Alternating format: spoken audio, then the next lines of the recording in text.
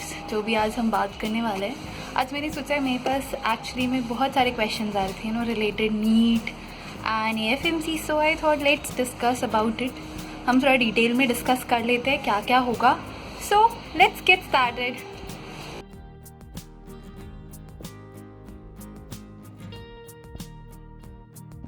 Guys, so let's get started. So from where should I start, right? तो पहले बात कर लेते हैं regarding the cut off and all that detail. तो मैं ये बोलना चाहती हूँ, देखो गाइस, अभी कट ऑफ कोई फिक्स नहीं है।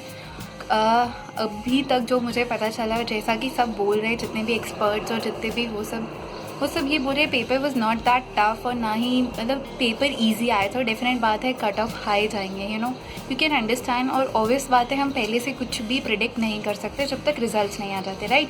देखो, रिजल्ट्स आने का मतलब मेरे कहने से ये है कि जब रिजल्ट्स आ जाएंगे तो आपको पता चलेगा कि एक मार्क्स, आई मीन टू से, अगर किसी के फॉर एग्जांपल मार्क्स है 540 या फिर 540, ठीक है, तो अब उतने ही मार्क्स कितने सारे बच्चों के लिए, मतलब बहुत बार ऐसा होता है ना कि सेम स्कोर बहुत सारे बच्चों का होता है, तो रैंक्स उस पर डिसाइड होती है। तो रैंक्स तो हम जितना भी जो भी आपका रिजल्ट है, आई मीन टू से, आपको वेदर कॉलेज कौन सा कॉलेज मिलेगा, स्टेट कॉलेज या फिर आपके ऑल इंडिया कोटा से, वो सारी चीज़ें आपके रैंक पर डिपेंड करती है, राइट?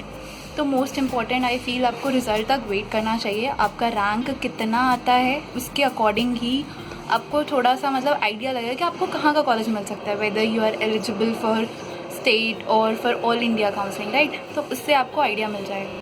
तो गाइज़, मूव ऑन करते हैं। देखो, मैं इसलिए बोल रही हूँ कि रैंक आपका क्यों डिसाइड करता है। देखो, फॉर एग्जांपल अगर मैं बात करूँ कि देखो ऑल इंडिया में ना टोटल जो गवर्नमेंट कॉलेजेस है अराउंड 270 कुछ है, 272, एंड इसमें जो टोटल सीट्स हैं ना, इट्स अराउंड 41,000, थोड़ी सी ज़्यादा है उससे।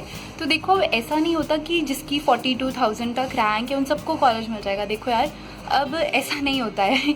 होता ये है कि जो स्टेट कॉलेजेस होते हैं उनके खुद के 85% रिजर्वेशन होते हैं। 85 रिजर्वेशन मतलब कि जो 85% कोटे से जो सीट है वो स्टेट वालों को मिलेगी, राइट?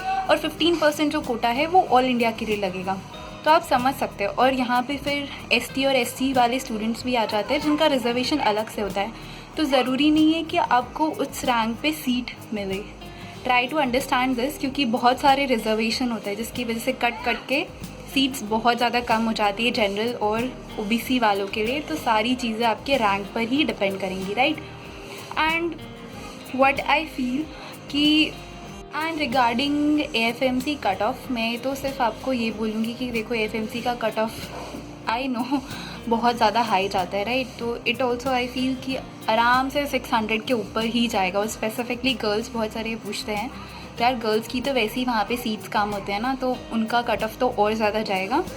तो ये सारी चीज़ें हो गई। और फिर मैं आपको और भी कुछ एडवाइस देना चाहूँगी। बहुत सारे बच्चे मुझसे ऐसे पूछते रहते कि दीदी हमारे इतने मार्क्स आ रहे, तो we will be getting a college और नॉट। सो ये सारी चीज़ें देखो यार, रैंक पे डिपेंड करती है आपका कितना रैंक आता है, राइट? और मैं पर्सनल आपको ये बोलूँगी कि देखो, अगर आपको डॉक्टर ही बनना है ना, and if it is your, ठीक है यार, कोई बात नहीं, कभी कभी होता है कि आपका काम नहीं कर रहा, okay, your luck is not working और whatever it is, right? कभी कभी आप रह जाते हो। इट माइट हैपन कि आप 1 मार्क्स से जा रहे हो, 2 मार्क्स से जा रहे हो, कोई बात नहीं, होता है, सबके साथ होता है।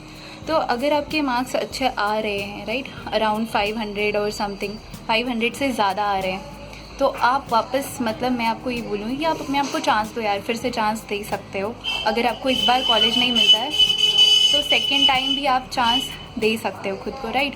और अगर आप ऐसा नहीं करना चाहते हो, राइट, और मतलब आप और ड्रॉप नहीं लेना चाहते हो, या फिर आप चाहते हो नहीं, I don't want to waste my time और समथिंग लाइक दैट, तो आप फ़ॉरेन के लिए आप अप्रोच कर सकते हो। आई फील फ़ॉरेन स्टडीज़ भी अच्छे होते हैं, क्योंकि मेरे बहुत सारे फ्रेंड्स हैं जो रशिया या फिर चाइना या फिर ऐसी जगह पे पढ़ रहे हैं। वो लोग भी ऐसा नहीं है कि नहीं पढ़ रहे, पढ़ सकते हो। एंड आफ्टर अगर आप वहाँ से एजुकेशन आप करते हो ना, तो आई वुड से कि ज़्यादा महंगा नहीं है, मतलब ज़्यादा इन द सेंस, ओके, देखो गाइज, वहाँ का फ़ीस स्ट्रक्चर थोड़ा अलग होता है। आई नो, इंडिया में अगर आप गवर्नमेंट कॉलेज होगे तो आराम से आप सस्ते में निपट जाओगे, आपका ज़्यादा नहीं लगेगा, साल का मुश्किल से 2 लाख, या फिर बहुत सारे जो अच्छे गवर्नमेंट कॉलेज होते हैं उनमें तो बहुत कम फीस लगती है, right?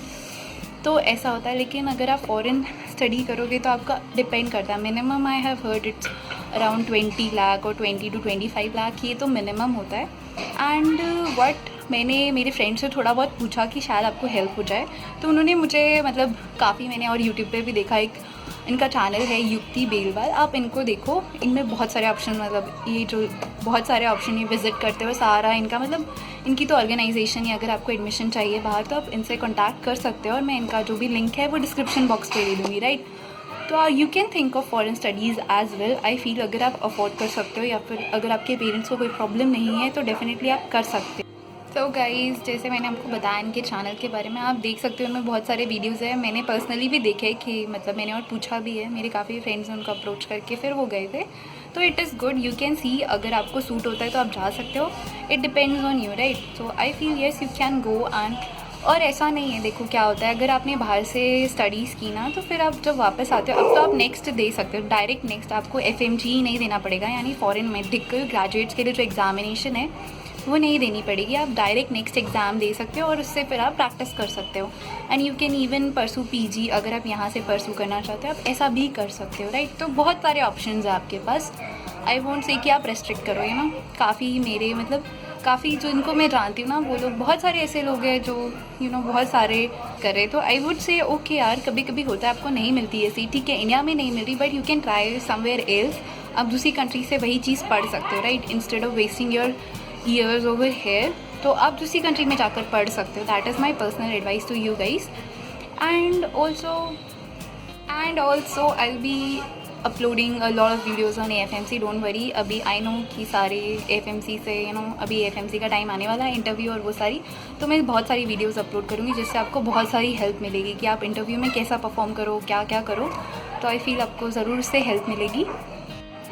So guys, here we come with the end of the video। तो प्लीज़ मुझे बताना आपको ये वीडियो कैसा लगा, ठीक है।